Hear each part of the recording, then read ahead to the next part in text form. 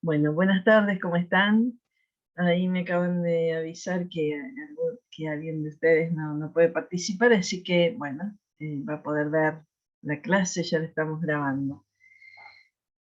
Vamos a empezar con la unidad 2 de la asignatura. Primero les hago una breve introducción para contarles cómo es el recorrido. La unidad 2 es la perspectiva antropológica, o sea, la mirada sobre, y ahí empezaríamos a aclarar, ¿no? Sobre, muy antes se decía el hombre, de ahí viene antropos, que es hombre. Bueno, esa denominación ya no se usa, no solo en el sentido de que ya no se usaría más hombre para hablar de lo humano. Antes sí, antes cuando se hablaba del hombre, se hablaba de lo humano, también de las mujeres, pero ya sabemos que en el lenguaje antes eran así las cuestiones, ¿no? Pero tampoco ahora lo que se mira desde una perspectiva filosófica es eso, el hombre o lo humano, sino más bien se habla de la subjetividad. Entonces, en la clase de hoy vamos a ver eso, cómo fue que pasamos de la antropología filosófica a los estudios sobre la subjetividad. Vamos a ver qué distintos que son unos y otros, y después vamos a ver concretamente, bueno, a los primeros exponentes de la antropología filosófica, o sea, serían los padres de la filosofía, de la antropología filosófica, Max Scheler y Ernst Cassirer. Vamos a verlos, pero muy brevemente, ¿no? Para tomar cuenta de esto, de cómo esa perspectiva fue cambiando. Ellos buscaban una esencia de hombre y ya en el siglo XX, en la segunda mitad del siglo XX, lo que se estudia no se busca esa esencia, lo que se estudia no es el aspecto esencial que nos hace humanos, sino que se estudian las subjetividades. Y las subjetividades se constituyen, se construyen. También por eso nos podemos deconstruir, también por eso podemos pasar por varias subjetivaciones. Y vamos a verlo desde un texto de Esther Díaz, que hace todo un análisis de la constitución de la subjetividad a través del cuerpo.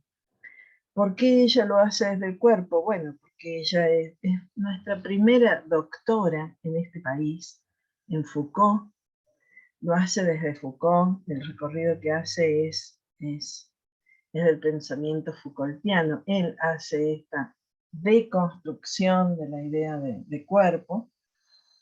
Y después, bueno, ella también aborda otros factores que intervienen en la constitución de la subjetividad. Ese va a ser el recorrido que vamos a hacer hoy. En la clase que viene vamos a ver el segundo eje temático de esta unidad, es la particularidad que adquiere la constitución de la subjetividad en la escuela. O sea, ¿constituirá sujetos la escuela? ¿Qué tipo de sujetos son los sujetos de la educación, en la educación? Bueno, ahí vamos a trabajar con un filósofo argentino que se llama Alejandro Sarletti, que se dedica a la filosofía de la educación y concretamente al sujeto en la educación, dice. Eso lo vamos a ver en la clase que viene. Y después ustedes con estos textos, hasta ahora los textos que van a trabajar obligatoriamente son 2, y después vamos a ver si agregamos algún texto complementario más. Pero bueno, con esos 2 textos ustedes estarían en condiciones de elaborar después el trabajo práctico. Va a ser un poco más complejo que el primero, pero bueno, entienden, van a tener tiempo, tienen esa semana para hacerlo. La semana que viene, no, la otra, ahí van a tener toda la semana para trabajar en esto. Bueno, si les parece, empezamos con este tema. Ustedes saben que es muy limitado esto de dar clases sin verles las caras. Encima, por ejemplo, ahora veo a 2 de ustedes, pero después cuando comparto la pantalla quedan muy chiquitos, quedan costados. Ahora las veo, ahora son 3. Así que ustedes todo el tiempo, o verbalmente o en el chat, me van cortando, porque si no se convierte en una cosa muy... muy un monólogo, que no es la idea.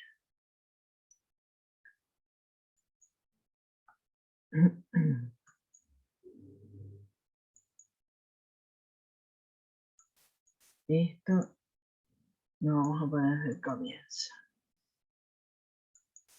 Ahí ven mi pantalla, ¿verdad? Bien. Sí, profe. Bueno, la unidad 2, así está en el programa, trata de estas cuestiones, ¿no? ¿Qué es el hombre o qué es lo humano? Antes se decía directamente qué es el hombre, qué es lo que los primeros estudios filosóficos pusieron mucho el acento en hablar del hombre en relación, en el hombre como, a ver, ¿qué es lo que lo hace al hombre distinto de los seres, de los otros seres vivos? Lo hizo Aristóteles, que ya diferenciaba al ser humano del resto de los seres vivos, y lo hicieron muchos. Ahora van a ver que la disciplina antropología filosófica es muy reciente, es del siglo XX. Sin embargo, del ser humano se han ocupado los filósofos desde Sócrates en adelante, ¿no? Después vamos a ver eso de que yo les anticipé, de la constitución de la subjetividad y cómo hay una constitución de la subjetividad en el ámbito educativo, y eso tiene particularidad.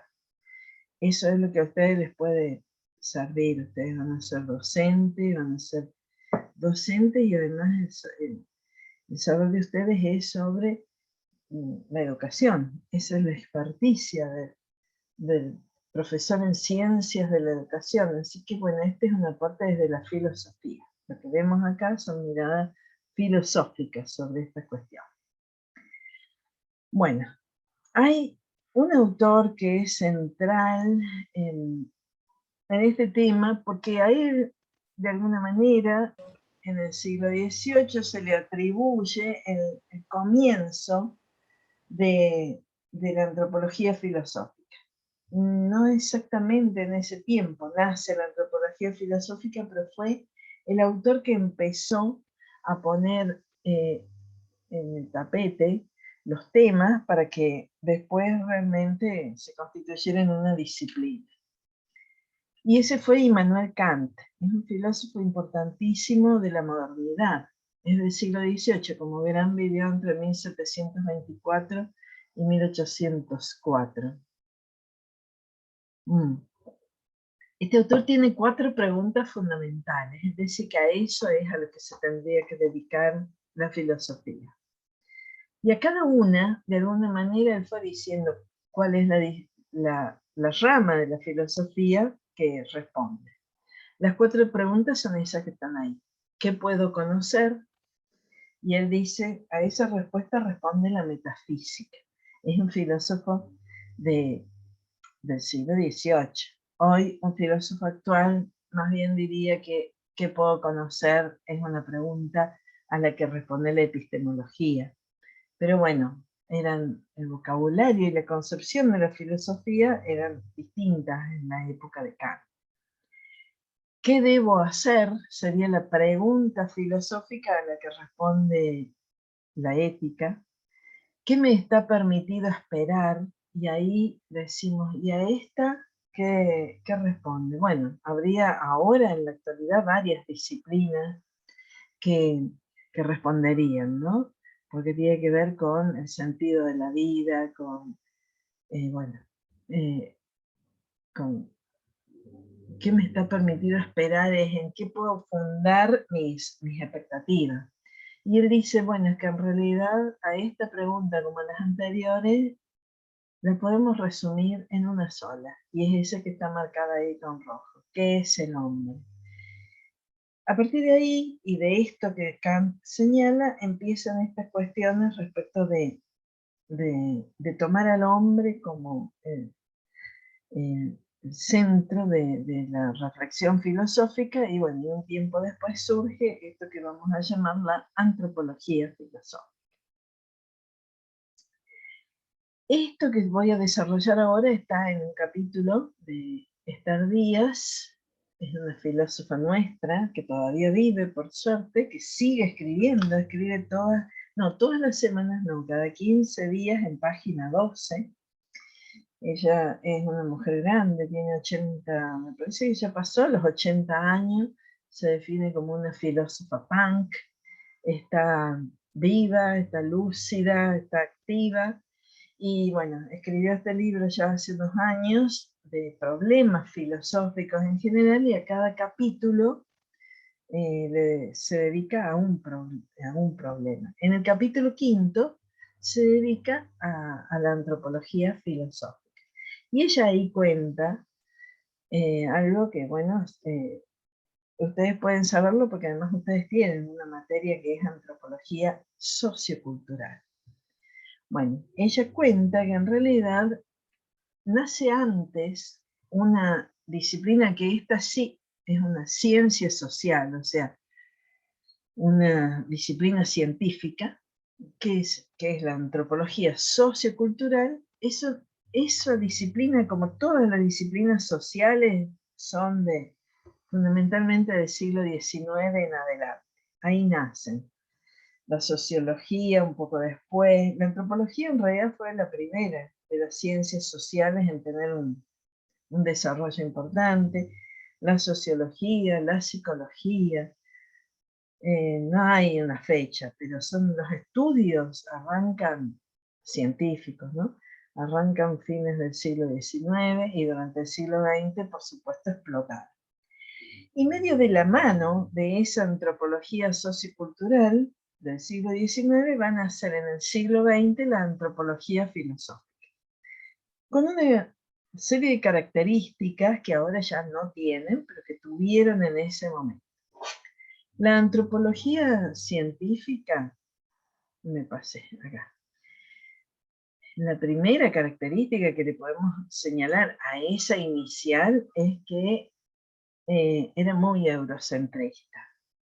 Porque por empezar el eje de los estudios de esta incipiente antropología estaba en establecer diferencias culturales, o sea, hacían análisis de la cultura, pero el problema de Occidente en general es que nosotros, todos los occidentales, no solo clasificamos, sino que después jerarquizamos. Lo hacemos con todo. Lo hicimos inicialmente con los géneros, ¿no?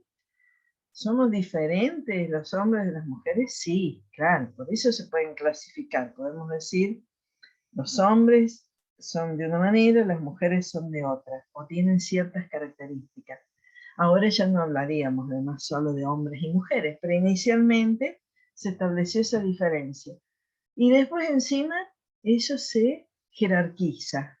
Y de hecho es el nacimiento de la cultura androcéntrica, del patriarcado, o sea, es decir, no, bueno, son diferentes, pero además los hombres tienen condiciones para esto, para lo otro, y las mujeres no, y se jerarquizó. Bueno, con el mismo, eh, eh, con la misma característica nace la antropología científica.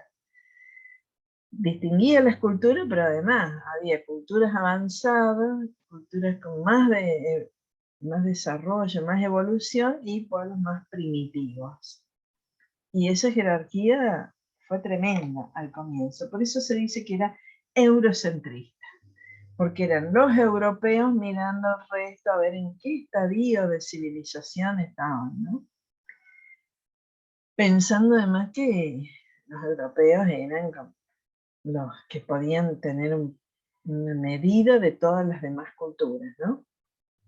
Y dice Esther Díaz, y yo creo que sí, que tuvo mucha influencia en esta idea, la teoría de las especies de Darwin, que Darwin no tiene nada que ver, no tiene culpa de nada, Darwin ya estaba muerto cuando empezaron a decir estas cosas, pero además él no se hubiera ocupado de esto porque él era un biólogo, él se ocupó de las especies biológicas, pero para esta incipiente antropología fue una estrategia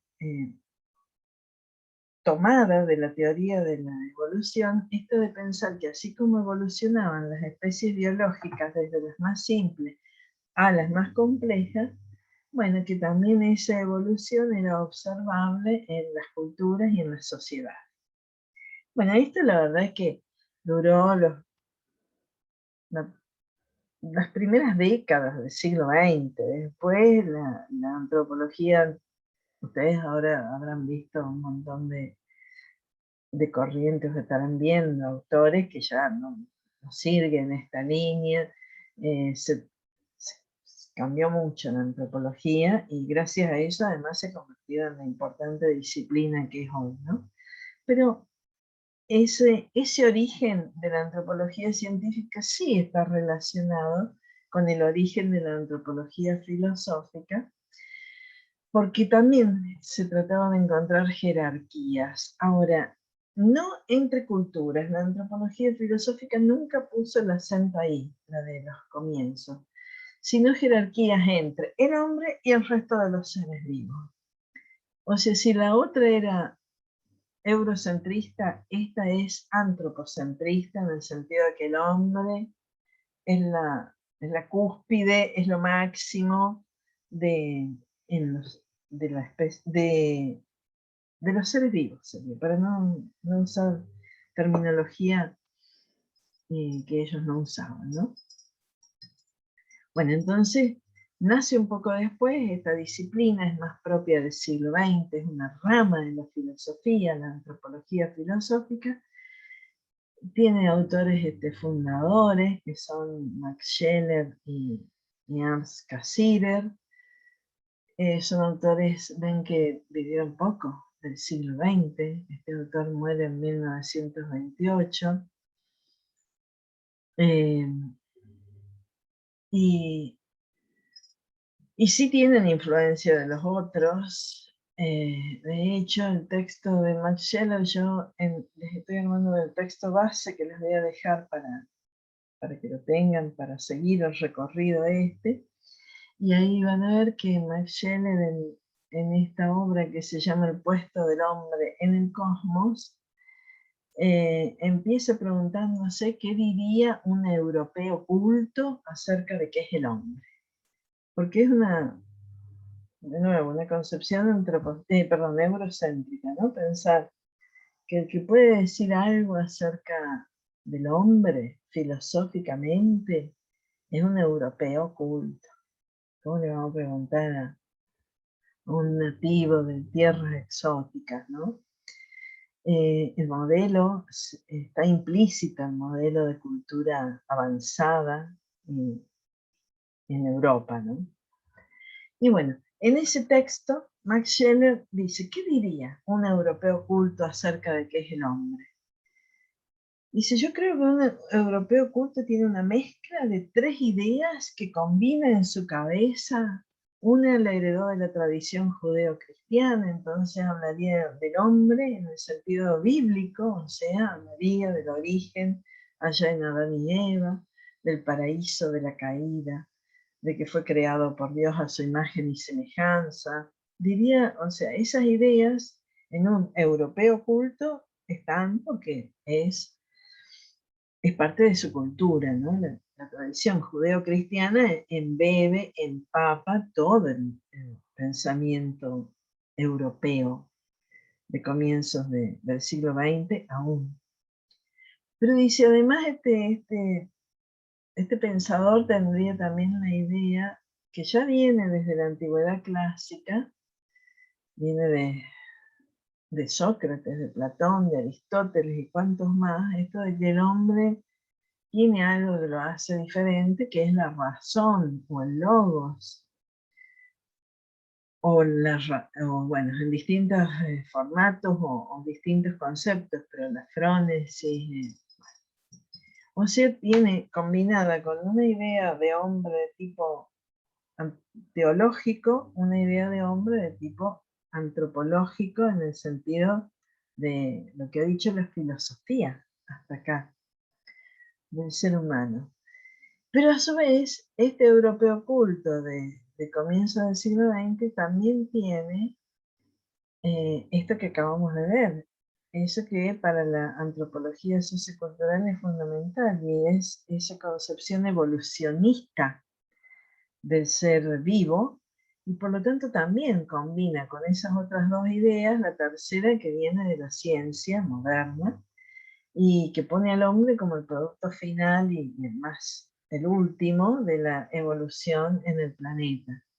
Entonces dice Weber, tenemos en la cabeza de un europeo culto tres ideas acerca del hombre, pero no poseemos una idea unitaria del hombre. En definitiva, tenemos tres grupos de ideas, pero no podemos decir qué es el hombre.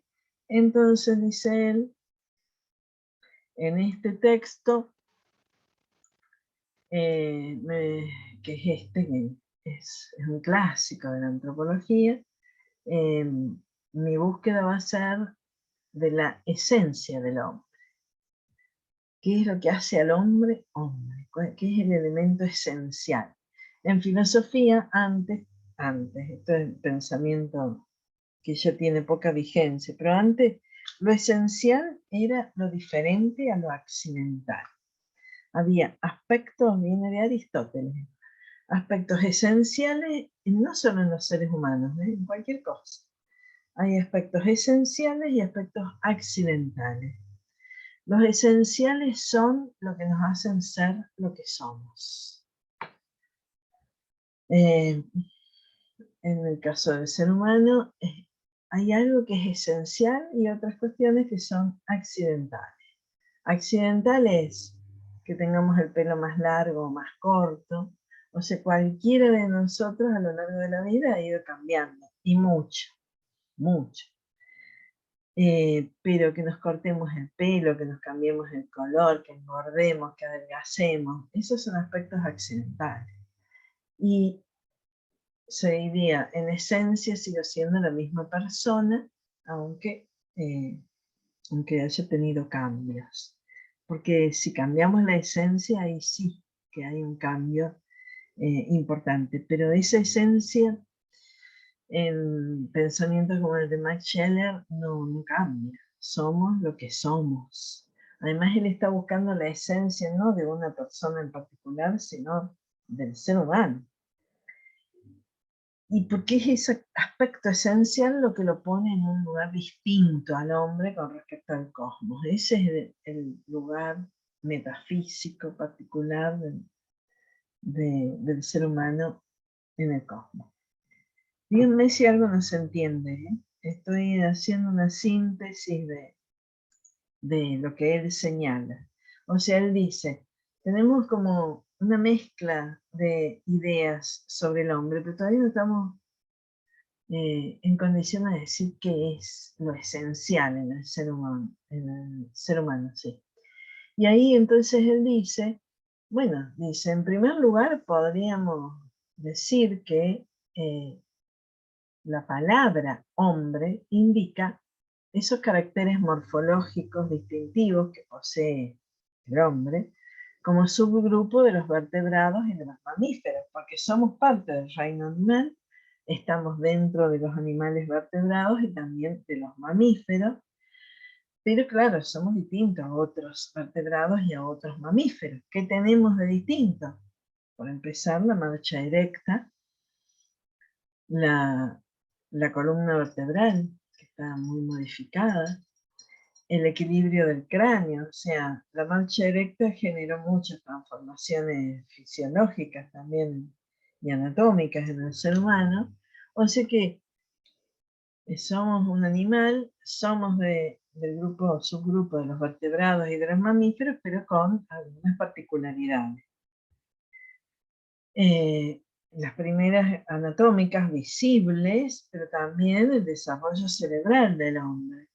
Recuerden que en ese tiempo se hablaba de que el hombre ha desarrollado de esta manera su capacidad cerebral y racional, porque al adquirir justamente la posición erecta, al liberar a las manos de la locomoción, con la posibilidad de usar las manos, empezó a desarrollar habilidades que, bueno, tienen algunos monos, pero el hombre tiene una motricidad fina mucho mayor, y con eso entonces empezó a disponer de, bueno, empezó como a desarrollar otras habilidades y eso fue desarrollando su capacidad cerebral.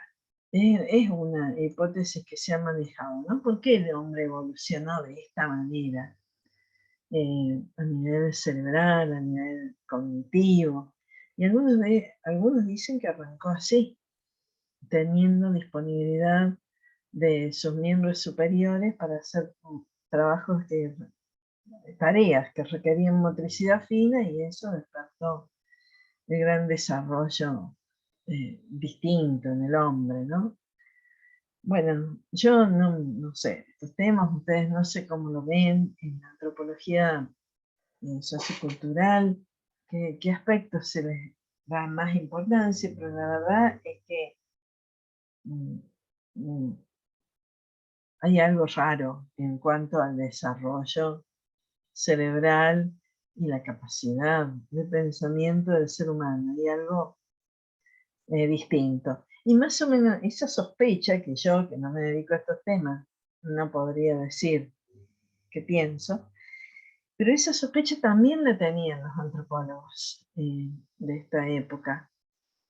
Tenían la sospecha de que hay algo que nos hermana con otros seres vivos, pero hay algo distinto en el hombre. Y ahí ya empieza la discusión, por eso las dos antropologías están muy relacionadas. Empieza la discusión respecto a si hay una diferencia de grado, o sea, de que la evolución lleva para ese lado, o que esa diferencia en realidad no se explicaría por la evolución. O sea, se pueden explicar muchas cosas desde el punto de vista fisiológico, anatómico, pero la aparición del cerebro y todas sus facultades, ¿es solo que es producto de la evolución o es una diferencia esencial? Eso empezaron a pensar estos autores. Y Max Scheler es el primero que dice, no, la verdad es que por más que vengamos del mono, hay una diferencia esencial entre el hombre y los animales. Y no se podría reducir a la evolución natural de la vida. Y es porque en el hombre hay algo que no hay en ningún otro ser vivo. Y eso es lo que lo pone en un puesto diferente en el cosmos. En el hombre hay lo que Max Scheler lo llamó espíritu. La verdad es que el concepto de espíritu es raro. Es raro, pero desde entonces se incorporó. Está incorporado a la mirada antropológica, esto de que es distinto del razonamiento. Bueno, en algunos casos va a estar más ligado a cuestiones religiosas, podría ser el alma, esa parte espiritual. En otros casos va a ser no es el alma, pero es algo que tiene el ser humano y que los otros seres vivos no tienen. Y la presencia de ese espíritu es lo que hace al hombre persona, va a decir Max Scheler. Y ser persona es ser muy diferente por esto, de tener independencia, libertad, autonomía existencial y algo que va a plantear el otro gran autor de la antropología filosófica, que es Cassirer, va a decir, y el hombre tiene algo que no tienen los otros seres vivos, que es la conciencia. Cuando se pregunta qué es el hombre, dice Cassirer en este libro de antropología filosófica, que es también un clásico, dice, Es una criatura que constantemente está en busca de sí misma. En todo momento tiene que examinar y hacer el escrutinio de las condiciones de su existencia, está hablando, ¿no? En este escrutinio, en esta actitud crítica respecto a la vida humana, radica el valor de esta vida.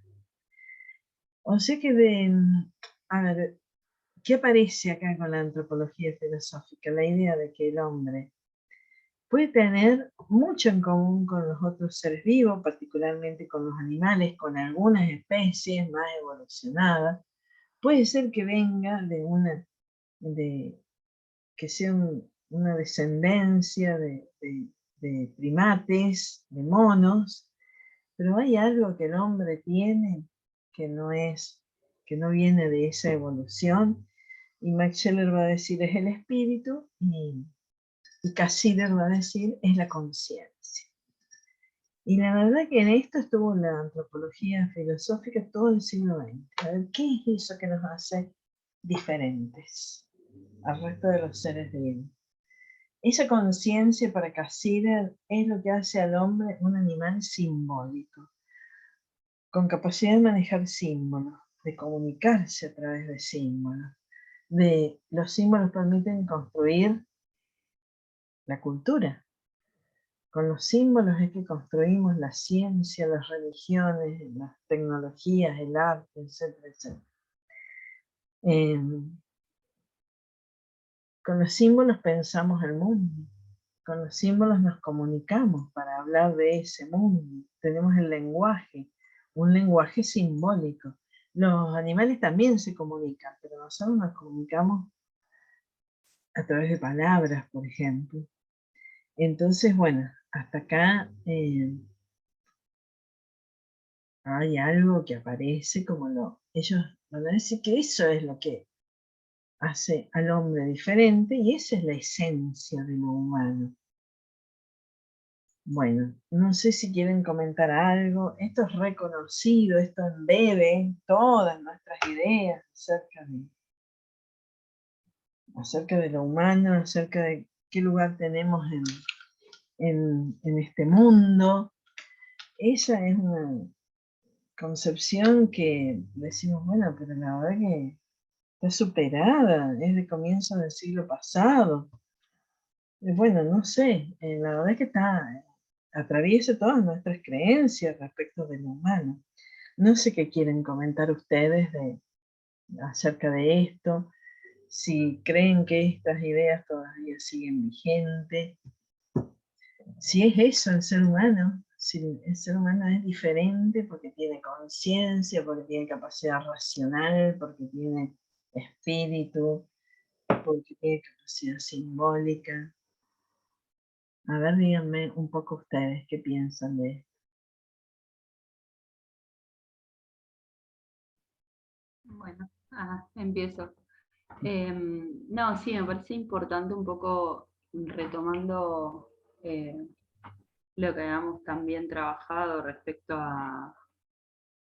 bueno, a las grandes incógnitas o las preguntas que el hombre ha tenido a través de la historia, cómo de a poco se va recuperando ciertas cuestiones para darle sentido, ¿no?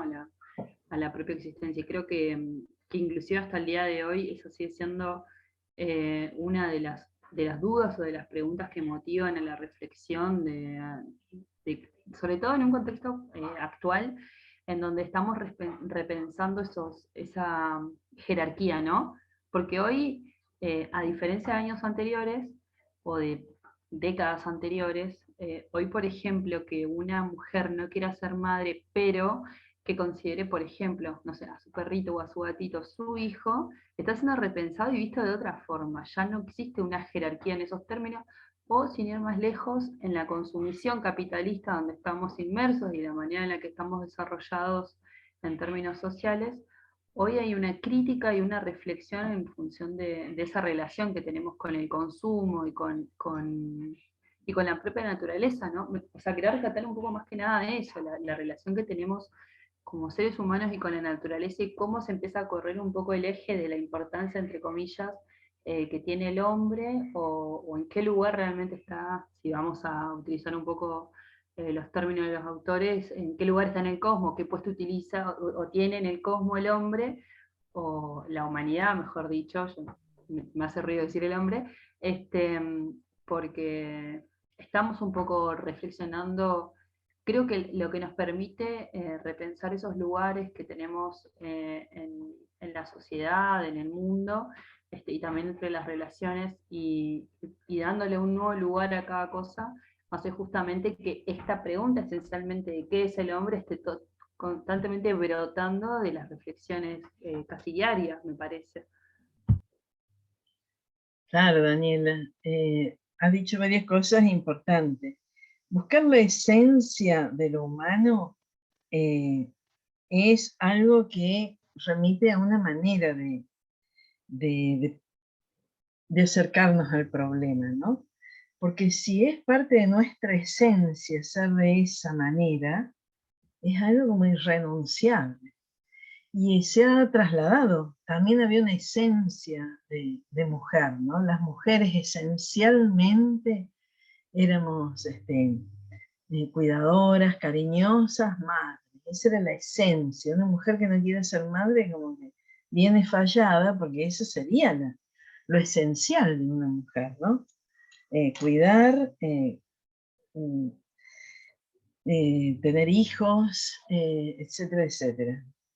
Bueno, lo mismo hacíamos en otros aspectos y con el ser humano, ¿no? Lo esencial del ser humano es esto. Entonces, el que no es así es como que estaría como fuera de lo que es el ser humano, ¿no? A su vez, la relación con la naturaleza, eso también es muy fuerte. De hecho, Freud dijo que era una de las grandes heridas narcisistas de nuestro siglo, el haber primero entendido que no estamos en el centro del universo. O sea, no, cosmológicamente la Tierra no está en un lugar importante, ni de la galaxia, ni del sistema solar. La Tierra es un planeta cualquiera, que debe tener condiciones muy favorables para la vida comparada con otros, puede ser, pero de crearnos el centro del universo, saber que estamos en una galaxia cualquiera y dentro de esa galaxia, en un lugar bastante periférico, es una herida narcisista. Pero también fue una gran herida narcisista pensar que descendemos de los monos. Por eso están tan preocupados estos autores, porque en las ideas anteriores esto no estaba para nada. Por eso la teoría de Darwin tuvo el rechazo que tuvo, ¿no? No estaba para nada contemplada la posibilidad esta de que fuéramos algo de la evolución biológica, algo más, por supuesto, la cúspide, porque no podíamos tampoco ser una evolución cualquiera, tendríamos que ser la que llegó al mejor lugar, ¿no? Pero descender de los monos es una herida narcisista, realmente es sacarnos de ese lugar de las ideas, sobre todo religiosas, de que todo había sido creado para el hombre. O sea, el hombre era el dueño y señor de este planeta y todo lo demás había sido creado para que viviera acá. Bueno, todas estas ideas están removiendo eso y por eso ellos están preocupados en decir, bueno, venimos del mono, pero ¿tenemos algo distinto? Sí, que tenemos algo distinto es innegable. El tema de nuevo no es la clasificación, sino la jerarquización. Y durante mucho tiempo esa jerarquización fue, no vas a comparar ningún ser vivo con el humano. El humano es muy superior, es otra cosa, ¿no?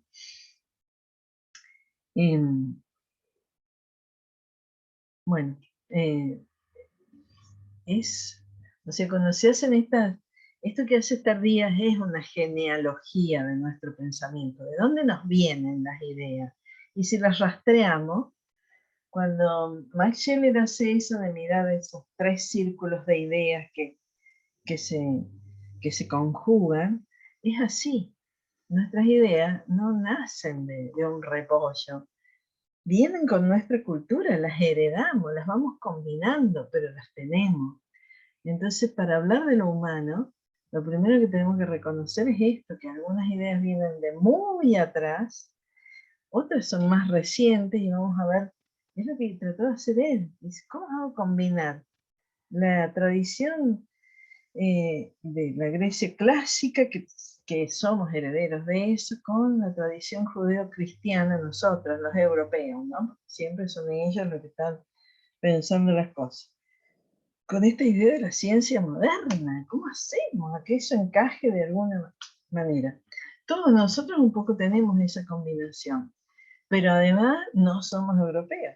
Quienes vivimos en estos contextos, no podríamos decir que somos europeos.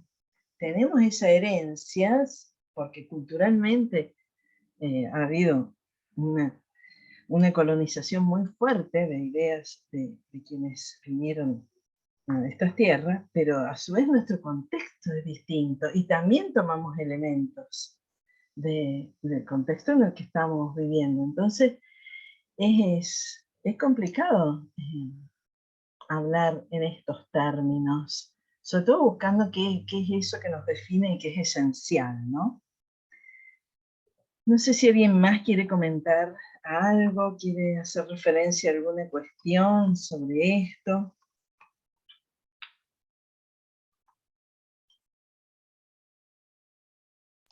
Hola, ¿cómo están? ¿Cómo estás, Rocía? Bien. Bueno, por ahí me enganché un poquito tarde a la clase, pero un poco en línea con lo que decías vos, Daniela, pensaba mucho, o se me viene, ¿no? A la cabeza esta cuestión de repensar la jerarquía, ¿no? Y lo primero que pensaba era como en el movimiento del veganismo, ¿no? El veganismo tiene ahí todo un planteo sobre la jerarquización, sobre el especismo, y bueno, esto que decías un poco, profe, de que algunas ideas, ¿no? Son culturales y bueno, y recientes. Entonces por ahí, nada, me parece interesante pensar como qué es realmente lo que nos diferencia de los otros animales, ¿no? Bueno, pensaba un poco eso y también pensaba en cómo a veces los conocimientos que se van construyendo son funcionales para pensar también o para mantener el orden social, ¿no? Pensaba un poco en las críticas que se le hace a Darwin y bueno, y otros pensamientos. Entonces, cómo eso también está en juego, ¿no? La cuestión de los poderes, de los intereses. Así que nada, me queda ahí bastante para pensar. Y algo interesante por ahí para agregar, que comentaban la otra vez en un programa radial, que desde la antropología también se cree que nuestro cerebro, nuestro desarrollo cerebral fue a partir de que empezamos a cocinar. Me pareció novedoso, pero dicen que el empezar a cocinar, el empezar a pensar los alimentos, las cocciones, fue lo que realmente hizo que se desarrolle nuestro cerebro y nuestro lenguaje. Así que bueno, después si interesa quizás pase esa charla que está buena, que era una persona especialista, todo. Estaba bueno el despliegue, solo como para agregar un dato de color. Sí, sí, Rocío, vos sabés que hace tiempo escuché algo, hay muchas hipótesis, ¿no? Pero esto que decís, lo de las jerarquías es, la verdad que es central. Desmontarlo en nuestra cultura va a ser un gran trabajo, porque es una cultura, la occidental, generada a partir de jerarquías. Jerarquías en cuanto a las sociedades, en cuanto a las culturas, en cuanto a los seres humanos respecto a los otros seres vivos. Es impresionante, están en la base de la discriminación, de la misoginia, de los autoritarismos. Es una cultura violenta por eso, porque en sus orígenes siempre hubo algunos que estuvieron arriba y otros abajo, y algunos al servicio de esto del veganismo que vos decís, es porque, bueno, la relación con la naturaleza en Occidente se rompió sobre todo y fundamentalmente a partir del desarrollo científico-tecnológico, ¿no? porque la verdad es que la modernidad fue eso, fue un proceso tremendo de desacralización, pero ahí la supremacía del ser humano respecto a todo y habilitado a hacer lo que quisiera con el resto con la naturaleza en general fue tremenda, ¿no? Al punto de que es imparable, es uno de los grandes problemas que tenemos como cultura, ¿no? ¿Hasta dónde vamos a llegar con este atropello permanente a todo en este planeta? Porque hasta que no sea inviable, no parece que estemos dispuestos a parar, ¿no? La verdad que sí, que esto, remontarnos a estas ideas tan antiguas, bueno, no, siempre para deconstruir algo hay que ir a ver de dónde empezaron a ponerse los primeros ladrillitos para que pensemos esto sobre tantas cosas, ¿no? Y con respecto a lo humano, seguro, hay que deconstruir esas ideas que tienen tanta antigüedad que hoy mismo es objeto de burla alguien que quiera tener un pensamiento diferente respecto a los seres vivos en cuanto a si los podemos depredar y comer así como lo hacemos. La verdad es que, bueno, le ha pasado a Darwin cuando decía lo del mono, o sea, siempre es objeto de descalificación y burla. Alguien que pide que prestemos atención a alguna cosa y piense de manera no hegemónica, ¿no? Lo mismo respecto de los géneros, ¿no? ¿Cuánto tiempo lleva esto de entender que eso de que del binarismo y de que somos de dos tipos y o de este o del otro y no hay más? Es la misma estructura así jerárquica y discriminativa la que funciona. Bueno, lo concreto es que ahora vuelvo a compartir pantalla, pero ustedes cuando quieran participar me dicen, así volvemos y lo miramos. Creo que estábamos acá, a ver, claro, estábamos acá. Lo concreto es que empezó a pasar que todos estos estudios antropológicos tan abocados a mirar las cuestiones esenciales de lo humano, sobre todo a partir de la segunda mitad del siglo XX, con autores como Derrida, como Foucault, son varios. En la antropología filosófica, la verdad que empieza a haber un cambio importante. Se pasa de estos estudios antropológicos sobre el hombre a los estudios sobre la subjetividad. Y es dejar de pensar en que vamos a encontrar la esencia de lo humano. Los autores que empiezan a hablar de la constitución del sujeto o de la subjetividad, no creen que haya una esencia, que no nacemos con una esencia, que en realidad esto también un movimiento muy importante para que hubiera este cambio de pensamiento fue el existencialismo, que antepone la existencia a la esencia, o sea, no nacemos con una esencia, sino que nos vamos convirtiendo en lo que somos. La existencia es lo que nos va haciendo ser lo que somos. Entonces, bueno, muchos autores fueron cambiando esta mirada, ¿no? En todo caso somos eso, somos construcciones y devenimos.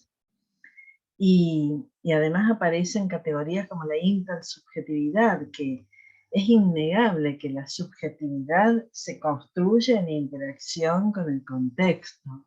Por esto es muy difícil decir que nosotros somos algo parecido a los europeos, cuando nuestro contexto es tan diferente, ¿no? Las subjetividades se constituyen desde las prácticas sociales y los discursos. Y es un entramado que Esther Díaz lo explica muy bien, porque las prácticas sociales van modificando las subjetividades y las subjetividades van también haciendo que sean diferentes las prácticas sociales.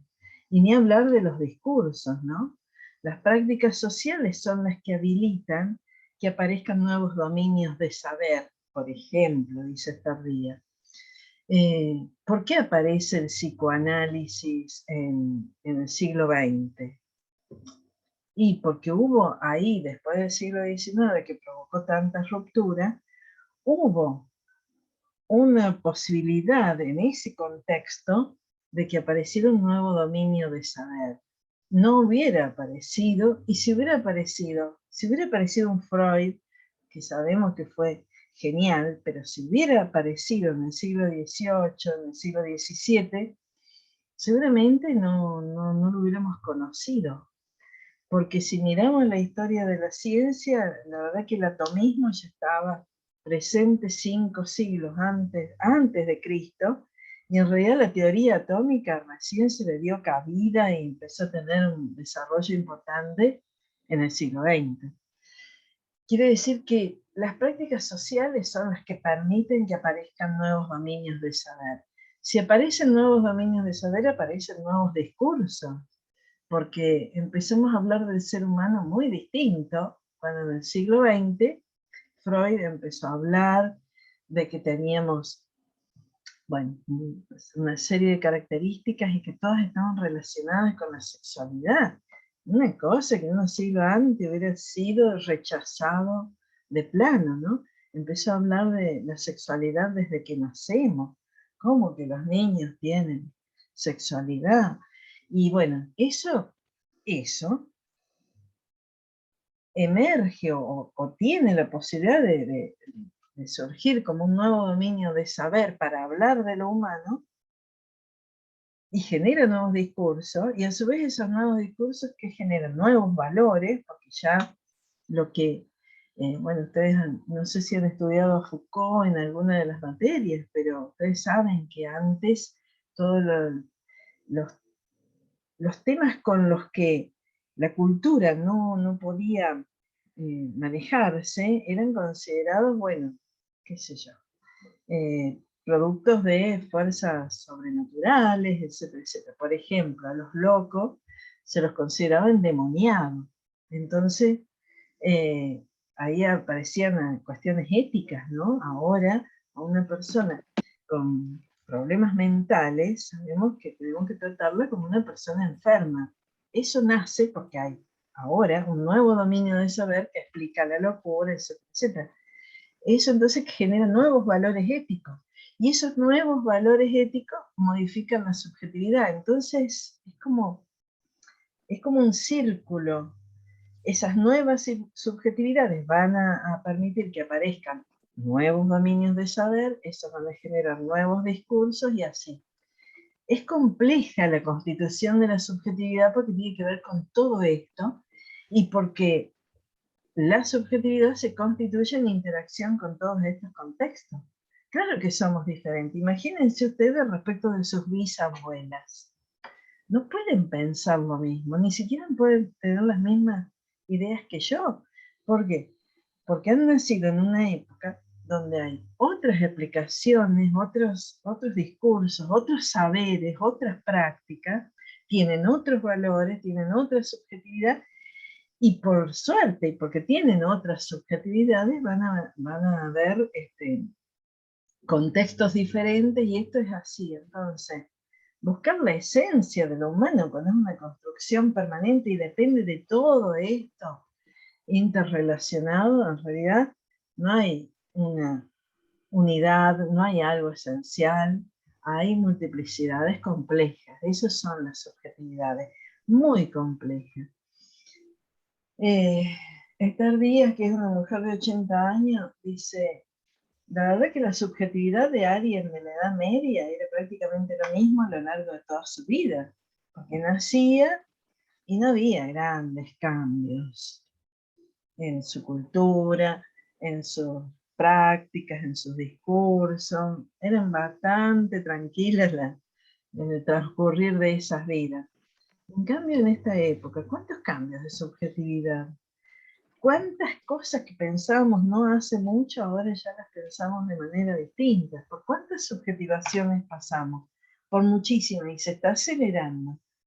Entonces, nos vamos a poner a buscar la esencia de lo que somos, cuando lo que somos es esto, un devenir constante, un cambio.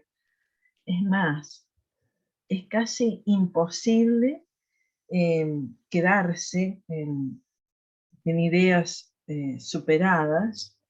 De hecho, vemos que hay personas muy cerradas, con mucho miedo al cambio subjetivo, que quedan realmente como trogloditas en poco tiempo. Lo mismo, se puede, pero quedan, por ejemplo, con todos estos cambios que hay respecto del feminismo, ¿cuántas personas piensan lo mismo que pensaban antes? Pero por lo menos ahora tratan como de no quedar tan trogloditas. Por lo menos se quedan, porque se dan cuenta que esto viene del cambio cultural, es mucho más rápido. Y por lo tanto la subjetividad va cambiando muy rápidamente. Cosa que todos esperábamos, el enfermo de Alberto Fernández. ¡Apa! ¿Eso fue un micrófono? Bueno. Pensé que era alguien de ustedes que quería participar, pero básicamente estábamos diciendo eso, ¿no es cierto? Que hay un montón de cuestiones que nos damos cuenta que cambian muy rápidamente, que incluso el cambio está generando que muchas personas se queden ahí como que hay cosas que ya no da decirlas, manifestarlas, etcétera, etcétera. ¿Vamos bien? ¿Quieren aportar algo sobre esto?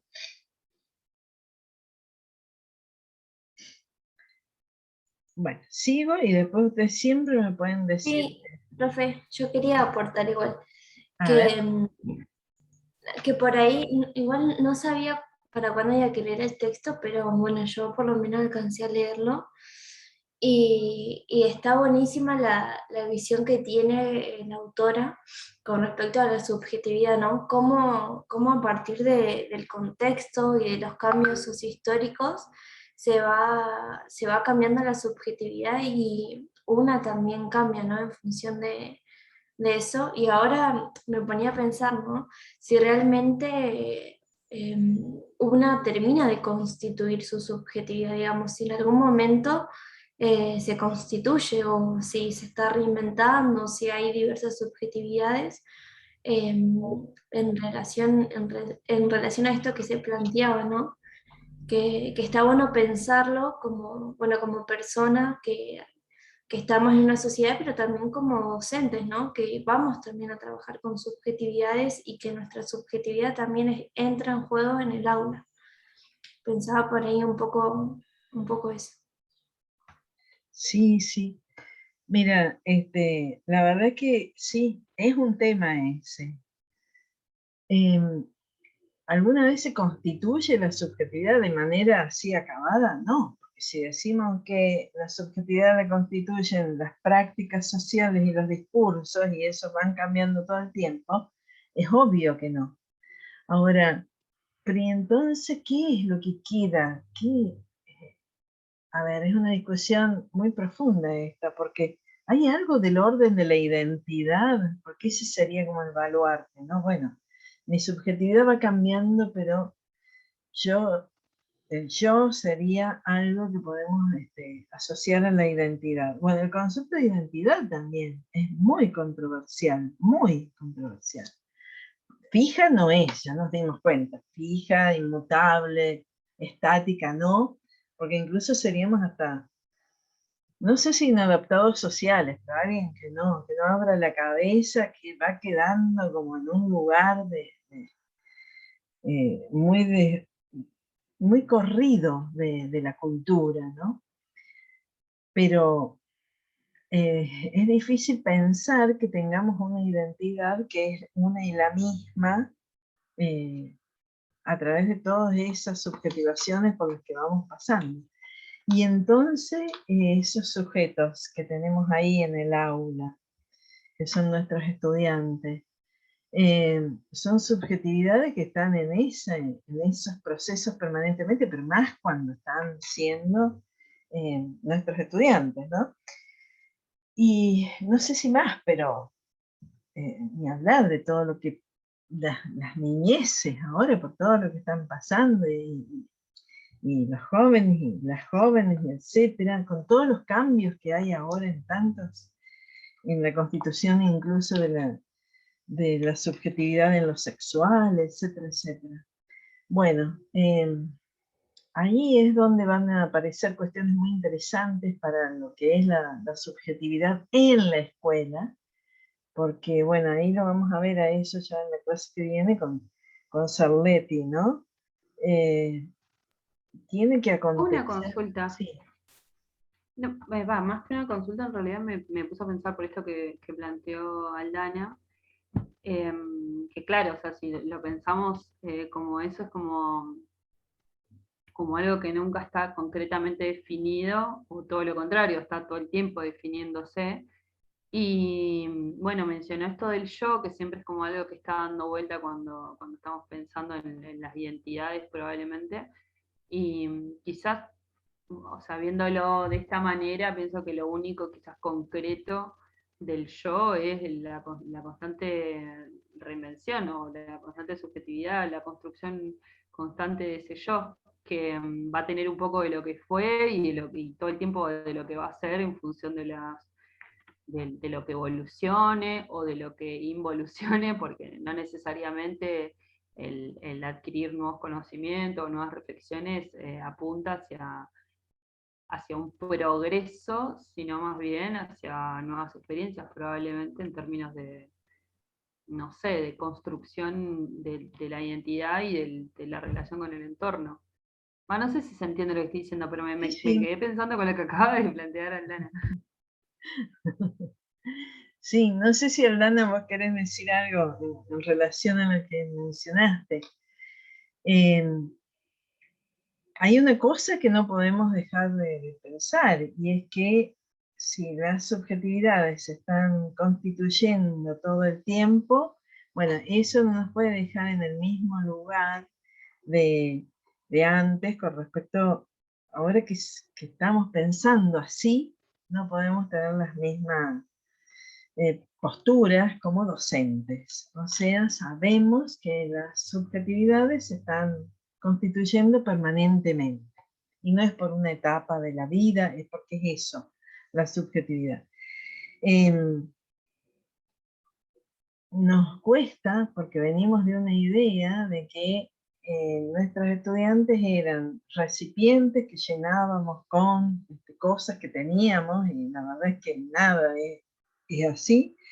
Y que sí o sí tenemos que dar posibilidad de que irrumpa lo nuevo. Lo nuevo no necesariamente es lo mejor, pero lo nuevo es lo que hace a la constitución de la subjetividad, es lo que acontece, es lo que irrumpe y cambia, produce el cambio. No habría constitución de la subjetividad posible si no apareciera lo nuevo, que como vos decís, no hay por qué pensar que siempre es lo bueno. Pero no sé, Aldana, si vos querías comentar algo en relación a eso. Sí, por ahí ahora pensando igual con lo que decía la compañera, de que en estos tiempos quizás lo único seguro o lo único que podemos saber o entender es que todo cambia, ¿no? Que estamos en una constante incertidumbre y que eso muchas veces genera angustia y miedo quizás, ¿no? Porque si pensamos, si consideramos que las subjetividades cambian, constantemente por el contexto, es también llevarnos a una pregunta que se planteaba al inicio, ¿no? De quiénes somos entonces o qué subjetividades tenemos, porque nada, estamos en un contexto en donde todo cambia y si la sociedad nos demanda cambiar, nosotros cambiamos y también como que se genera eso, ¿no? La pregunta acerca de quiénes somos. Sí, claro. Claro, ven que es complejo. Antes era como que estábamos, bueno, de nuevo, por esto de las jerarquías, estábamos en el lugar, los docentes de quienes prácticamente llenábamos un recipiente vacío, que era ese estudiante pasivo que estaba ahí y que bueno, le transmitíamos la cultura. Hacíamos eso. Le llenábamos la cabecita de cosas para que supiera, para que después se desempeñara en el futuro. Bueno, el primer sacudón es que ahora en muchos aspectos los y las docentes sabemos cosas que no son importantes para nuestros estudiantes o ellos saben cosas que no sabemos. O sea, ese sacudón ya de ponernos en el lugar de el depositario de saberes ancestrales, funcionaba ese modelo en otras sociedades, en otras épocas. Ahora cualquiera de nuestros estudiantes está, la verdad, en otro lugar con respecto al saber, porque ya no está el saber tampoco en un solo lugar, sino que circula por muy distintos canales. Así que sí, lo que tenemos que saber es que a las subjetividades, o sea, lo que tenemos que saber como docentes es que lo que hay que habilitar permanentemente es eso, la circulación del saber, de la palabra. Tenemos que ser distintos, no nos podemos, es más, no nos podemos quedar en nuestras propias biografías escolares, porque a nosotros, imagínense a mí con respecto a ustedes, aprendimos la escolaridad y la transmisión de la cultura de una manera que no existe más, no se podría hacer más. Yo fui a una escuela rural, los primeros libros, los contactos primeros con los libros los tuve ahí, porque en mi casa no había libros, por supuesto no había televisión, no había redes, no había nada. A ver, Joana está también comentando acá en el chat. Dice, supongo que habrá sido un desafío para los y las docentes igual en ese tiempo poder considerar el hecho de que a través de los y las alumnas también se puede aprender, ponerse en un lugar de igualdad con la alumna a la par. Claro, claro, totalmente. Bueno, para empezar a romper eso, ¿no? Porque todo tenía su lugar, todo era de una sola manera, o por lo menos así nos manejábamos. Y ahora es esto, ¿no? De pensar en las subjetividades en permanente cambio. Y los roles también. Bueno, sigo un poquito más, pero ustedes me dicen. No obstante, dijimos esto, de que la constitución de la subjetividad es esto, es a partir de prácticas sociales, de discursos, todo eso. Sin embargo, por otro lado, hay algo en esta genealogía que podemos encontrar, y es que quienes compartimos una misma época histórica, compartimos verdades, valores, significados, materialidades, y esa genealogía hace estar día respecto a la constitución de la subjetividad y la idea, o sea, la mentalidad y la constitución física que tenemos de nuestros cuerpos. O sea, nuestras mentalidades y contexturas físicas se definen permanentemente. Y es lo que compartimos. Y es lo que constituye también nuestra subjetividad.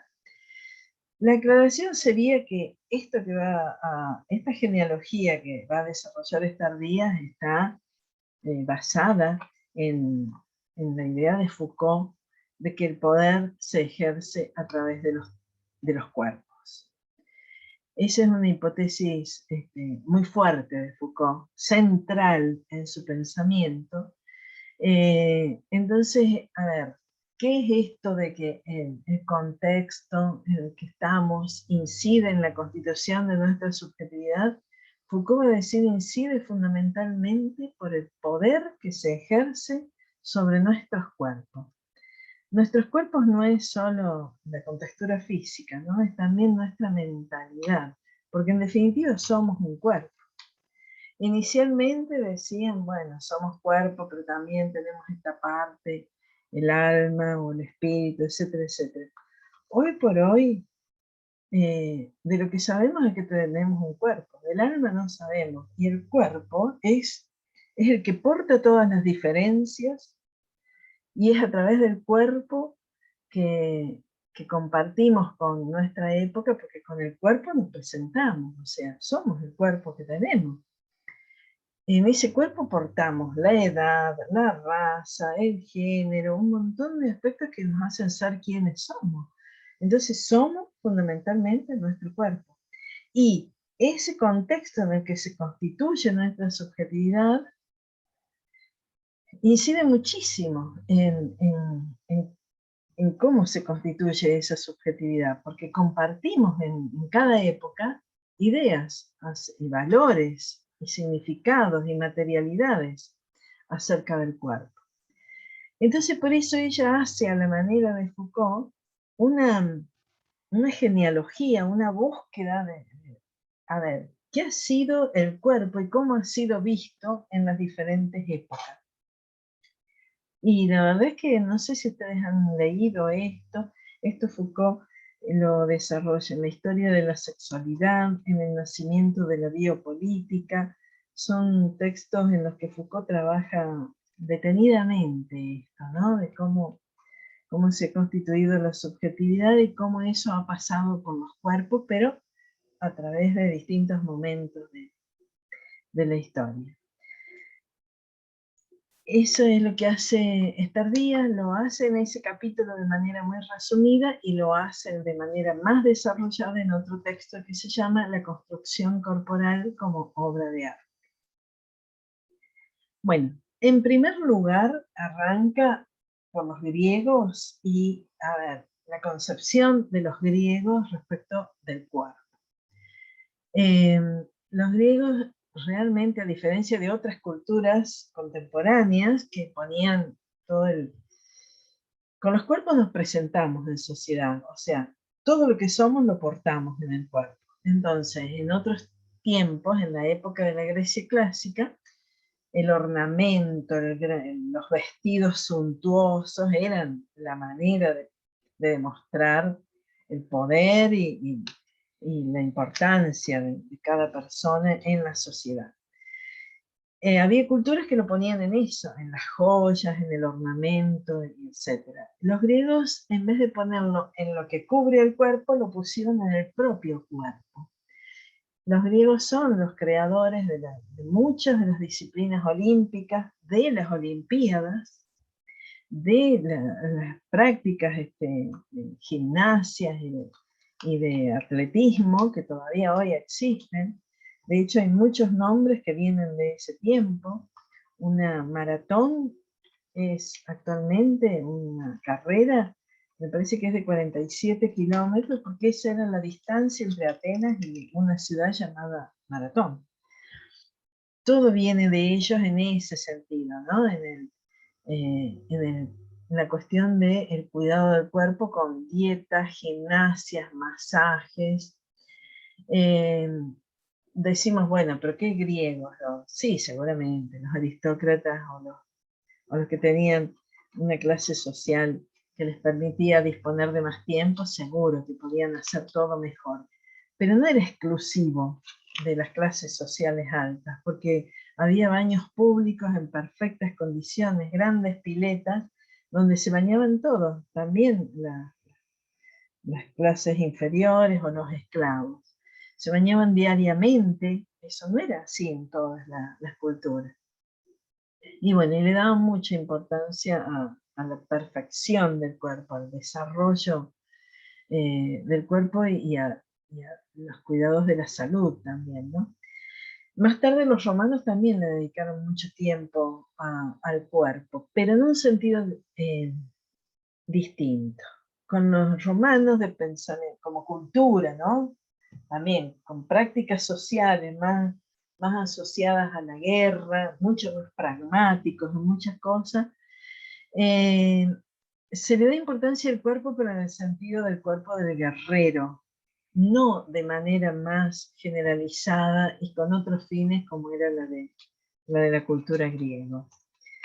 Y sobre todo porque en esto de cuidar el cuerpo, los romanos empezaron a darle el sentido también de que había que dominar al cuerpo, como el que puede controlar su cuerpo en todo, puede también controlar el alma. Y en eso, dice Tardía, hay como ya un antecedente de lo que después va a aparecer como muy, muy característico en la Edad Media, ¿no? Había que dominar el cuerpo porque era la mejor manera de también de disciplinar el alma.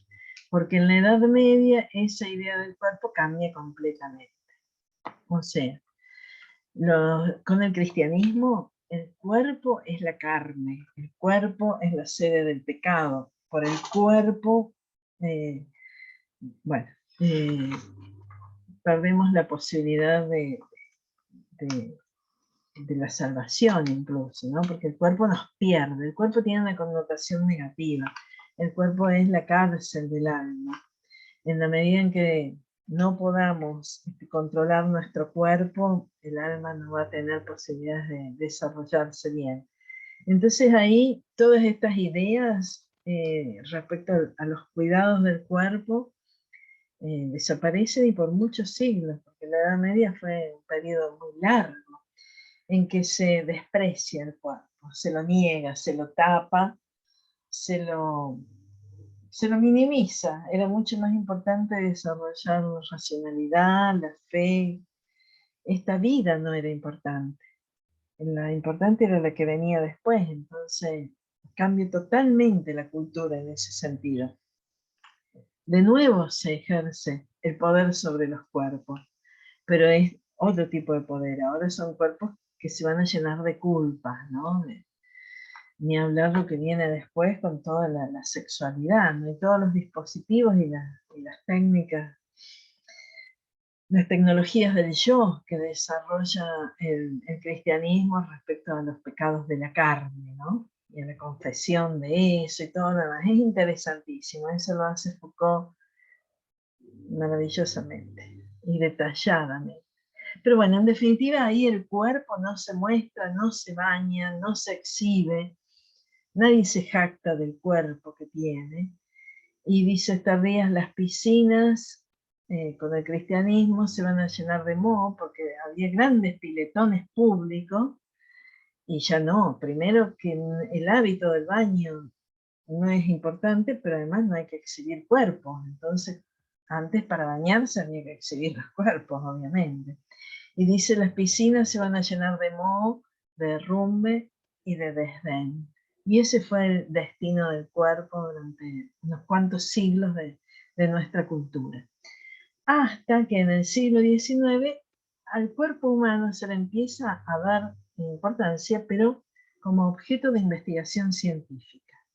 Había nacido la ciencia moderna, nace la anatomía como disciplina muy importante, empieza a haber una gran, bueno, ustedes lo saben a esto, un gran cambio de paradigma respecto a qué es lo importante para estudiar, y bueno, dentro de las cuestiones mundanas a las que se dedica el ser humano a partir del siglo XIX, aparece el estudio del cuerpo en muerto, o sea, se trabaja sobre cadáveres, se trabaja en autopsias, pero todo lo que se aprende del cuerpo se aplica y avanza la medicina y la anatomía de una manera que no lo había hecho antes. O sea, se le empieza a dar importancia al cuerpo, pero desde el punto de vista fisiológico.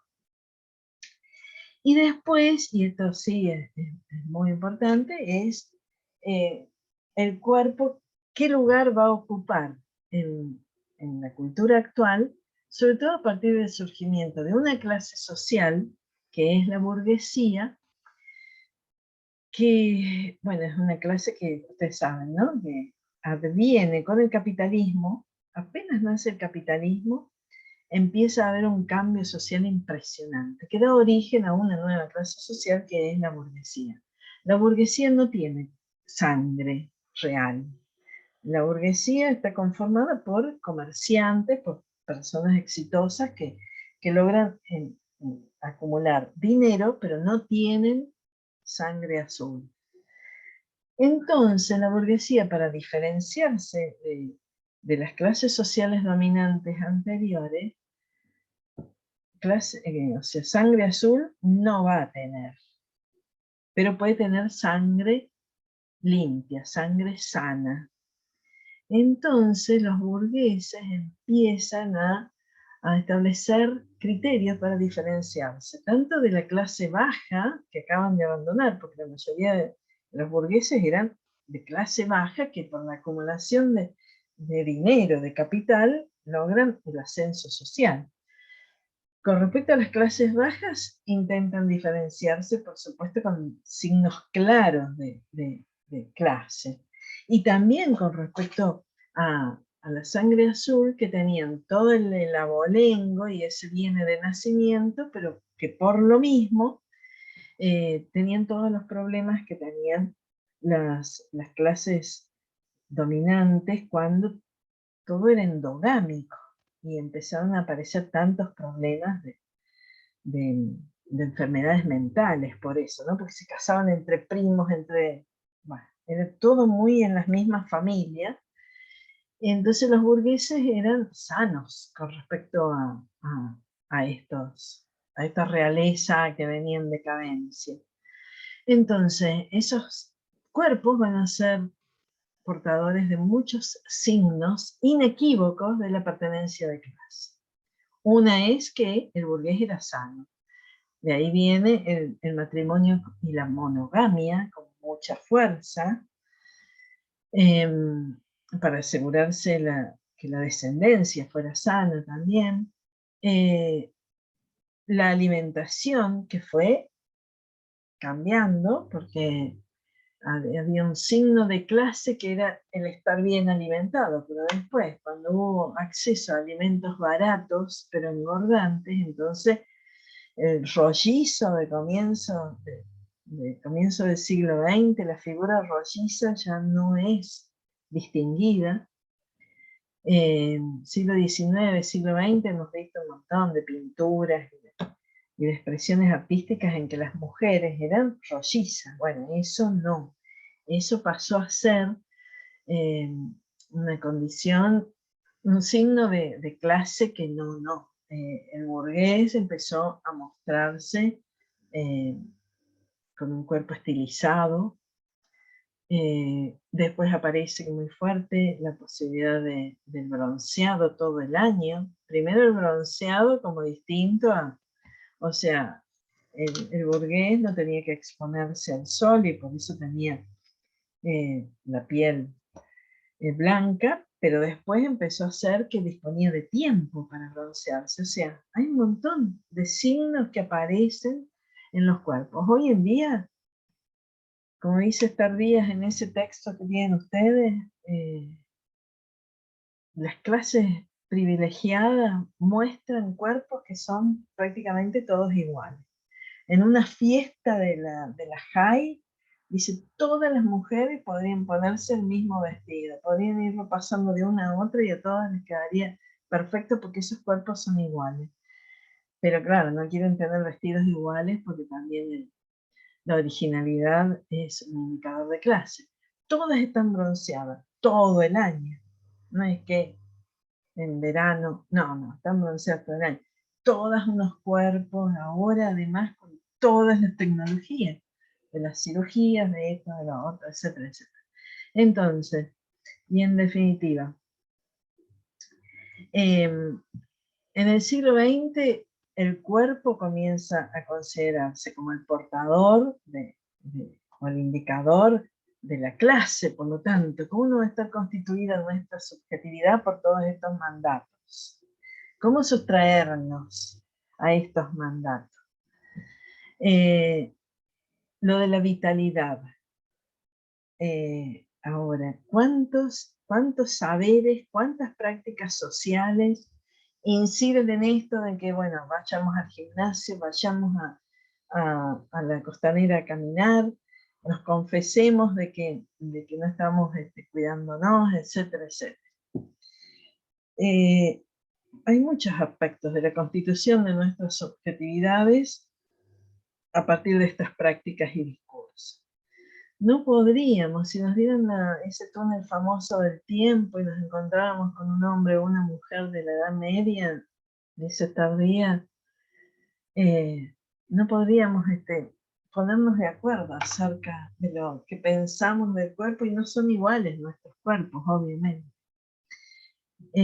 Porque la constitución de la subjetividad de aquel tiempo estaba marcada por cuestiones feudales, religiosas, o por las guerras para los varones, la exclusión para las mujeres, etcétera, etcétera. Y en nuestra época están las subjetividades constituidas por los medios masivos, por las verdades científicas que provienen de la medicina. Bueno, ahora hay un montón de disciplinas, la nutrición, que nos van marcando un montón de cuestiones, desde las culturas sí, desde los desarrollos tecnológicos. O sea, la constitución de la subjetividad, y con esto ya terminamos, está es permanente, es algo que se da permanentemente, pero se da en estos contextos, en estas prácticas, en estos discursos que nos atraviesan a todos, todas y todes. Eso es como algo que escapa a la posibilidad de decir que nacemos con una esencia, que somos así porque nacimos así. No, en realidad nos vamos construyendo. Y así como en la Edad Media, o en la edad de los griegos, o en la época de los romanos, se constituía la subjetividad, y qué importancia lo del cuerpo, porque siempre hemos creído que la gran influencia de la época es hacia nuestras ideas. En realidad, en este recorrido que hace Foucault y que Tardías toma y avanza sobre eso, cuánto poder de las prácticas sociales y los discursos propios de cada época puestos sobre los cuerpos para la constitución de la subjetividad. Y la verdad que es una hipótesis muy potente, porque es así, porque con el cuerpo es como nos presentamos ante los demás. Eso es lo que nos pone ante la mirada del otro. Entonces, de la manera en que nosotras y nosotros, quienes estamos acá, entendamos esto, bueno, va a depender esto, ¿no? Cómo nos relacionamos con un otro. Bueno, no quiero hablar más porque si no yo... y no les dejo hablar a ustedes. No sé si quieren comentar algo, si habían leído algo de esto, de Foucault y de tantos, ¿no? Porque hay muchos autores que trabajan esto. Esto se llama la anatomopolítica, que es el poder que se ejerce sobre los cuerpos individuales, o la biopolítica, es el poder que se ejerce sobre las poblaciones o las especies. Y es una línea tremenda de pensamiento esta, ¿no? No sé, ¿qué quieren comentar? Si han pensado esto antes, si ahora están pensando.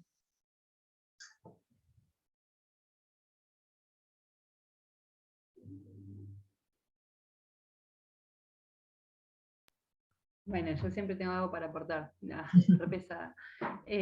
No, en realidad pensaba en esto de cómo se sostiene cuando estábamos hablando recién respecto a los discursos que se van estableciendo en la medida que los contextos van cambiando. Y me puedo pensar, ¿qué es lo que instaura esos discursos? ¿Solo es el cambio? Bueno, pienso en la instauración de una hegemonía, ¿no? Bueno, hablábamos hace rato, por ejemplo, de la heteronorma, por ejemplo, de la existencia solamente de un cuerpo masculino y un cuerpo femenino, sin la posibilidad de pensar en un abanico inmenso de posibilidades y de diversidades fuera de eso. Entonces, hablando específicamente de los cuerpos, si habíamos el año pasado visto esto de la biopolítica de Foucault, que a mí me parece espectacular. De hecho, me sirvió mucho al momento de rendir el final hacer el vínculo, porque trabajamos mucho respecto al trabajo durante todo el cuatrimestre, a la división de trabajo, etcétera, y me sirvió mucho vincularlo con, bueno, con algo tan contemporáneo y tan vivo también, que tiene que ver con la lucha por la implementación del cupo laboral travesti trans, ¿no? Cómo estar discutiendo la posibilidad del acceso a un trabajo a una comunidad que existe y que se niega y que se ha negado históricamente, no solo como identidad, sino como al acceso de los derechos tan elementales como el trabajo o el vivir, porque no nieguemos que también son un porcentaje muy fuerte dentro de los que son los femicidios y los transfemicidios, ¿no? Pero bueno, eso ya me lleva a otro lado. Ahora, lo que yo pienso, cómo a veces la ciencia, porque bueno, mencionaba también esto de los nutricionistas, esto con respecto al cuerpo, cómo la ciencia también funciona en pos de la instauración de una hegemonía, como siempre los grandes poderes del sistema, ya sea la instauración de un sentido común a través de los medios de comunicación, o la propia ciencia o la educación, funcionan para sostener la hegemonía de una idea o de un discurso, ¿no? Porque hoy, yo no sé si están todos muy familiarizados con esa cuestión, pero así como existen colectivos por la diversidad o colectivos, qué sé yo, del feminismo específicamente, o de izquierda, que sostienen digamos, la emancipación de la clase obrera en general, existe un colectivo particular que a mí me llamó mucho la atención y el que me estuve informando un poco más de cerca, que tiene que ver con el colectivo gordo. Uno piensa, ¿qué onda con el colectivo? Bueno, no, en realidad mucha gente está muy en contra de este colectivo, negándolo, violentándolo en un montón de aspectos, y vienen a plantear la idea, bueno, un poco de esto, de repensar y reflexionar cómo a través de discursos, por ejemplo, a través de las nutricionistas que dicen, no, tu cuerpo tiene que ser de esta manera, tiene que tener estas características para ser saludable, digamos. Sí. Mucha gente con corporalidades grandes, con talles grandes, son íntegramente saludables y sin embargo no encajan en un canon de belleza estipulado por la sociedad, por los medios de comunicación, por el consumismo específicamente. Entonces, nada, me parece que está re bueno repensarlo de esta manera, ver todo esto que decíamos hace rato, de ver todos los bloquecitos que se fueron formando para instaurar una idea, cómo de construirla. Bueno, ir viendo todos estos procesos.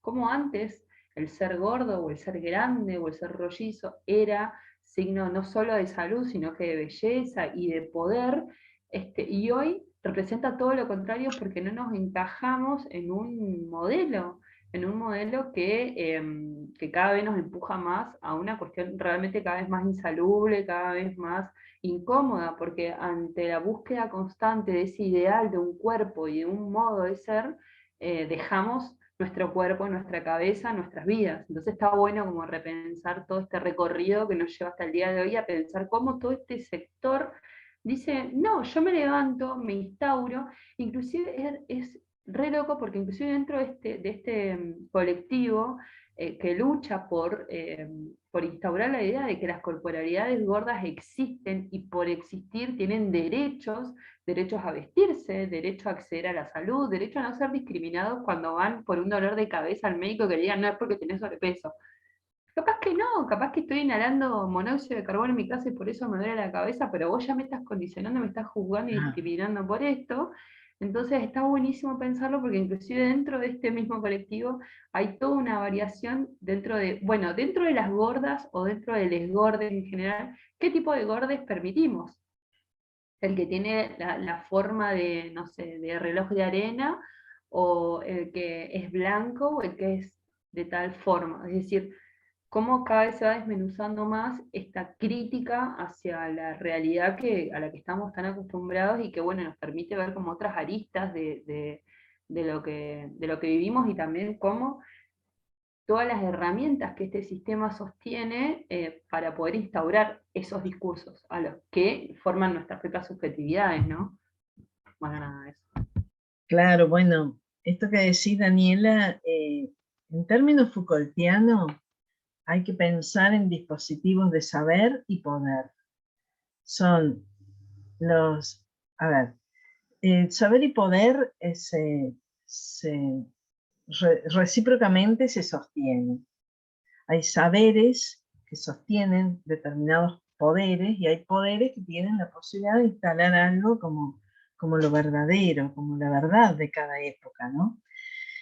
Esto, la verdad, es que funciona así. Antes, ahora es la ciencia. Ahora la ciencia ocupa ese lugar. Y desde, como vos decís, desde las disciplinas científicas se instalan verdades como esta, ¿no? De que vos vas al médico por cualquier tema y lo primero que te dice que tenés que, en mi caso, ¿no? Tenés que adelgazar.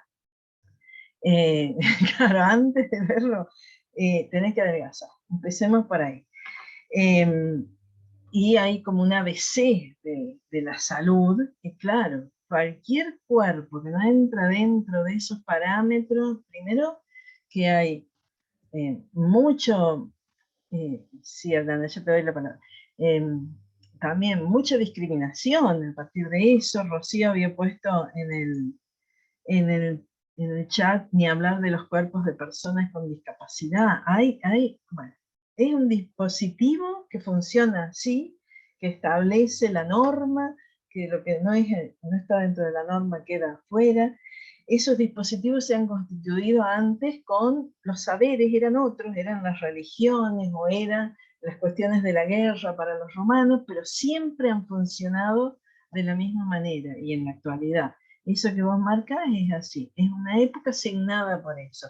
Ahora no vamos a confesarnos con el cura, pero vivimos confesándonos con la nutricionista, con el médico, con todo. Porque en definitiva hay enfermedades que además, bueno, lo dice Tardías, ¿no? De las que somos culpables y otras no. En algunas si tenemos un cáncer, bueno, tienen cierta compasión por nosotros, en cambio, si hemos engordado, no, porque eso es culpa tuya, porque porque no aflojas a los postres y qué sé yo. Es así y es tremendo ese dispositivo, cómo condiciona la subjetividad, cómo nos excluye, nos margina, etcétera, etcétera. Aldana. Sí, por ahí con lo que comentaba la compañera, me ponía a pensar de que todas estas cuestiones que mencionaba acerca de los cuerpos también se viven y se expresan en la escuela, ¿no? Por ahí a mí siempre me gusta relacionar con lo que sucede en el aula, ¿no? Que muchas veces está implícito, pero digamos, en el aula se manifiestan, ¿no? Todas estas diferentes corporalidades y de ahí la importancia también de formarnos con respecto a esto, ¿no? Y la importancia también de la educación sexual integral para entender que hay una diversidad de corporalidades y que no hay una que, digamos, bueno, en esto que hablábamos, ¿no? Que no hay una que es más superior que la otra, sino que hay diferentes corporalidades, hay diferentes subjetividades y poder trabajarlo en ese sentido.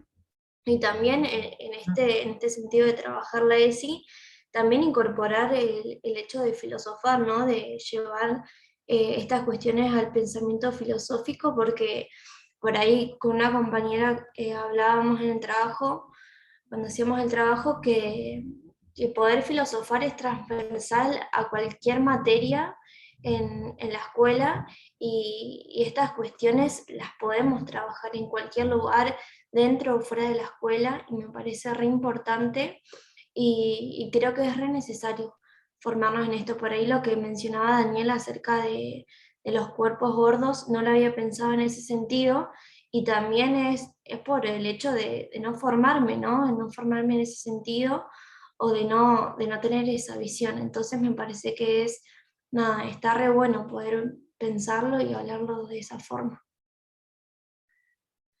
Claro, no hay manera de desmontar todo esto que hace, que en el fondo es la base de la discriminación, la base de toda la heteronormatividad tiene el mismo origen.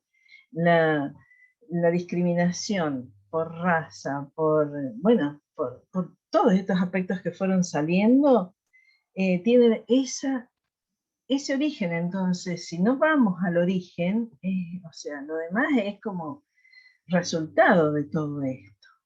Aceptar que haya esta cuestión, ¿no?, hegemónica respecto de los cuerpos, la verdad que es tremendo, porque, de nuevo, se clasifican los cuerpos, pero para jerarquizarlos. Se desconoce que hay constituciones corporales que, o sea, hay personas como yo, que bueno, fui flaca un tiempo de mi vida y después nunca más voy a ser flaca. Y no hay forma. O sea, y estamos siempre tratando de, bueno, parecernos, de aproximarnos a eso que se instala como algo que la verdad que no es ese mi cuerpo, y además la cantidad de problemas que nos trae el no aceptarnos, porque es no aceptar nuestra subjetividad, porque de lo que estuvimos hablando en toda esta clase es que la constitución de la subjetividad tiene que ver con esto, de cómo nos presentamos frente a los demás a través de nuestro cuerpo. Y ni hablar, y ustedes por sus edades seguramente ni se lo pueden imaginar, después de lo que viene con esto de la edad, que es otro tema. O sea, ¿quién puede cambiar la edad que tiene? Nadie. O sea, algunos hacen un montón de cuestiones para parecer más joven, pero la verdad es que la edad es algo también que hace a la constitución de la subjetividad. Y esta sociedad rechaza a la gente grande. O sea, somos viejos, los que pasamos determinadas edades somos viejos. Esther Díaz iba a Esther Díaz, que es una grosa, una cabeza así brillante, iba a una entrevista televisiva hace unos años y el taxista la trataba como abuela en el sentido de que, o sea, le atribuía condiciones por la edad. Y ella decía, ¿qué abuela? Yo no sé, primero que ella no es abuela, no tiene nietos, pero al margen de eso, es la abuela como la que está de vuelta. Y una mujer que está, pero tremendamente lúcida y todo lo demás. Yo soy orgullosamente abuela, o sea, no tengo ningún problema en reconocerme abuela, pero que alguien, por ejemplo, en este momento me trate de abuela en esta clase, es como que, bueno, ya pasó mi tiempo de físicamente de hablar y la mentalidad. Entonces, hay un montón de formas en esta sociedad de discriminar, de anular al que por su cuerpo no entra dentro de los parámetros de la belleza, la lozanía, no sé, la musculatura y la delgadez, que pareciera que es la única que vale, ¿no? Bueno, díganme cómo están, si quieren hacer... no, me parece que alguien había levantado ahí la mano y era mi cursor. Estamos en hora, si les parece, si no tienen nada más para decir, acá dejaríamos, y en la clase que viene vemos lo de la constitución de la subjetividad, pero ya en el contexto educativo, en la escuela concretamente, que ustedes de todos modos todo el tiempo hacen esa cuestión, ¿no?, de relacionar, porque es donde nos interesa ver este tema. De los textos que están ahí que ya están, se veían habilitados, ¿con cuál arrancamos para la próxima clase? Hoy vimos este que es el capítulo 5 del libro de Esther Díaz, y el que vamos a ver en la clase que viene es el capítulo 4 de este libro de Alejandro Cerletti, que está en PDF, y yo creo que ahí les puse, me parece que ya lo subí, porque ahora he aprendido a sacar de los PDF. Hay un programita que saca algunas hojas, entonces, bueno, este libro la verdad que se entiende mejor leyéndolo todo, pero de alguna manera les estoy pidiendo eso. es un enfoque filosófico sobre la constitución de la subjetividad en la escuela, este de Alejandro Sarletti. Entonces, creo que ya se los subí, serían esos por ahora. El de este día, si quieren, léanlo, porque ella después habla de otros factores que intervienen en la constitución de la subjetividad, pero hace un eje ahí en lo del cuerpo, por eso lo desarrollamos acá. Y el de Sarletti, si quieren leerlo, es como más complejo conceptualmente. Si quieren leerlo antes de la clase, mejor.